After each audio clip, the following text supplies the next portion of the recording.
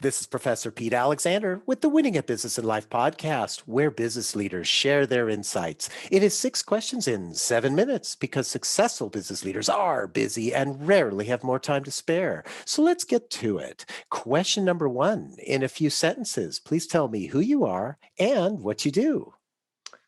Thank you, Professor Pete. I'm Yonason Goldson, and I work with leaders to create a culture of ethics that builds trust, sparks initiative, and drives productivity.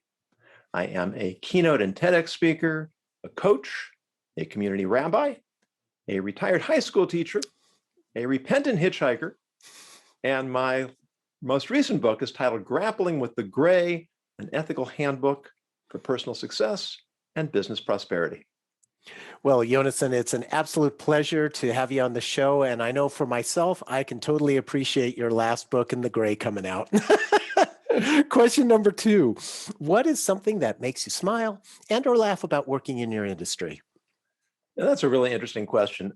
In my professional life, I've had several incidents where people commented on my smiling.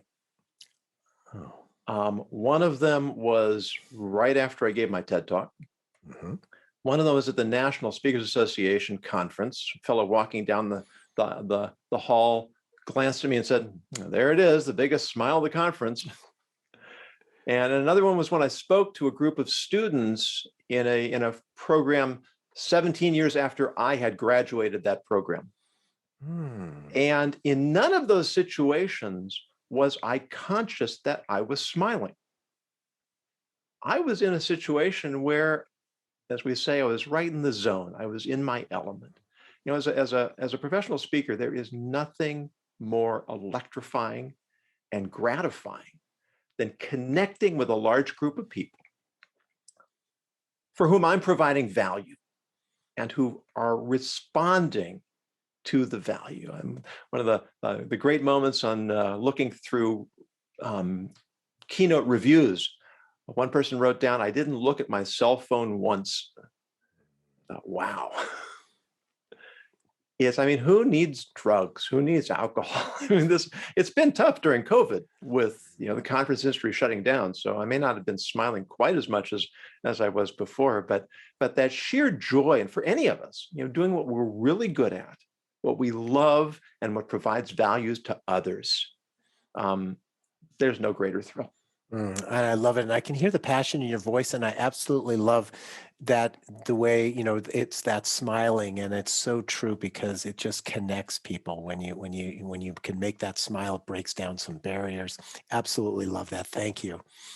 Question number 3, I have a fictitious book with all the answers for business. What chapter would you think most companies should read? First, I'd like to order a couple. I would point to the chapter titled Compliance is the Enemy of Ethics. And the subtitle is, There's no app for being ethical. Oh, that's powerful. Go ahead. Well, especially nowadays, we've gotten into, our culture has become so binary. We're trying to reduce everything to black and white when almost nothing is. And this is why I titled my book Grappling with the Gray, because most of life is lived in that gray area between what's obviously right and obviously wrong. Mm-hmm. And when we try to relegate or concede ethical decisions to a rule book, I mean, you need compliance laws, just like you need laws in a society. But we know that there are always going to be loopholes. There are always going to be ways of distorting the letter of the law to subvert the spirit of the law. Mm-hmm. And what makes us ethical and what creates an ethical society is when we do the hard work of struggling to understand what are our priorities. Ethical principles don't change, but situations do. And you can put all the variables into this app and you're not going to get the right answer. And you shouldn't. Because again, it's that effort of developing our ethical mental muscles that creates a new reality for us. It makes us ethical people. It fashions an ethical society. And ultimately, success is all about relations. And relationships are all about trust. And trust is all about ethics.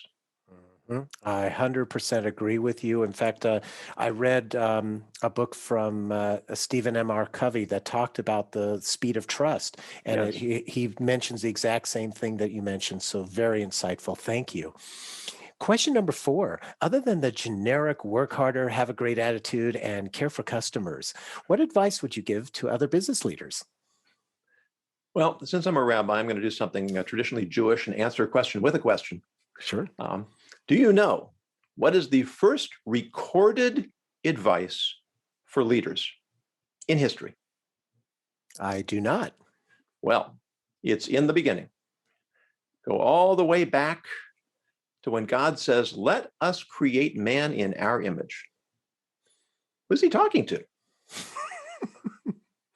Well, That's presumably he's talking to his heavenly court. He's talking to his angels. But why is he asking them? He's not making man in their image. He's making man in his image. He doesn't need their help. He's God. It's a lesson for leaders. Include your team in the decision-making process. Even if you think you know what you're going to do, you don't expect anybody's going to have any helpful advice. You're going full steam ahead. But first, by doing that, you show them that you respect their opinions. You show them that they're partners and not peons.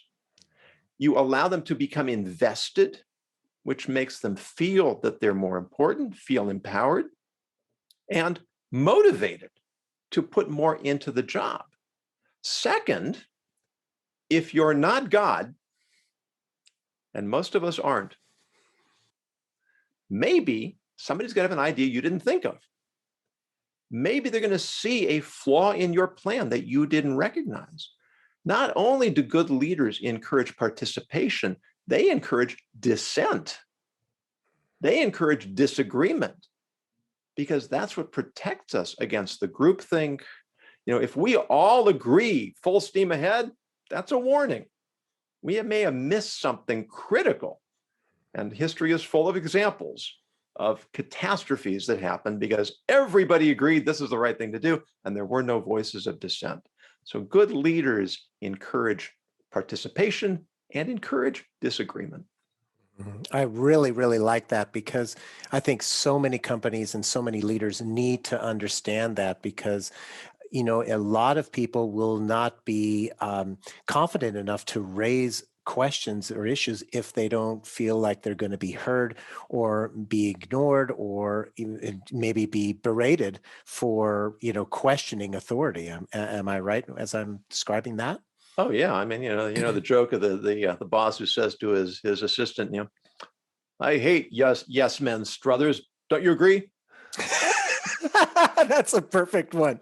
Yeah, I think I've seen that cartoon. Great point there. Question number 5. What other business leader like yourself would you like to acknowledge and invite to be on my podcast? That would have to be my the co-host of my podcast. Podcast is called the Rabbi and the Shrink. Mhm. I'm the rabbi, and the shrink is Dr. Margarita Guri. She is a licensed psychologist. She's a business coach. She has an absolutely sparkling personality, a delightful sense of humor, and she is tremendously insightful and an absolute pleasure to talk with. Well, perfect. I look forward to reaching out to her. Thank you for that referral. And our final question number 6. Please tell me about your first job. Well, I guess that would be scooping ice cream, Mhm. and typical high school job. But I really learned a lot about business and about people. Counter work can be some of the most unpleasant work there is. Mhm. Um, I was given hours that were terrible. You have to deal with all kinds of people, and a lot of them are not pleasant to deal with. Mhm. And you have to be polite, and you have to be civil, and you have to serve because that's your job. But at the same time, the lesson for me of how to be a customer. And when I am in a position, who was it? One of the Harry Potter characters said, you can tell who people really are by the way they treat their underlings. Mm-hmm. You want to see character. And I mean, I can think of a time I developed a skill of I was really good at making ice cream sodas. And the guy walked in and he was grumpy from the moment he walked in. And he ordered a milkshake and I misinterpreted the order and I made him a soda. Mm. And I mean, you would have think that I murdered his mother and burned his house down. And it's so nasty.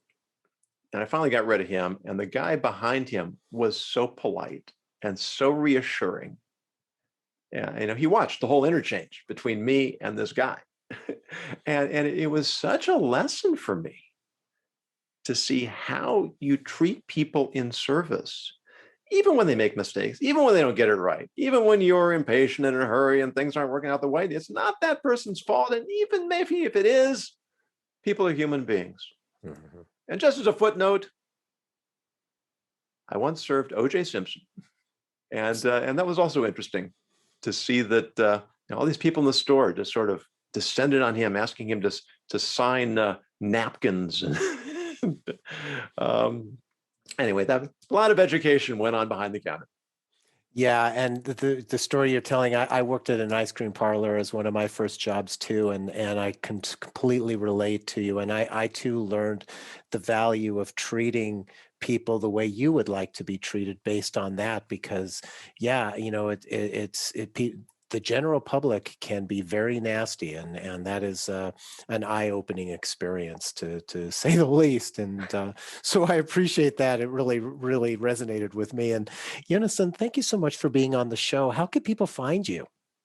Hang on, Professor. That's 7 questions. Sorry to throw that curveball. I only contracted for 6.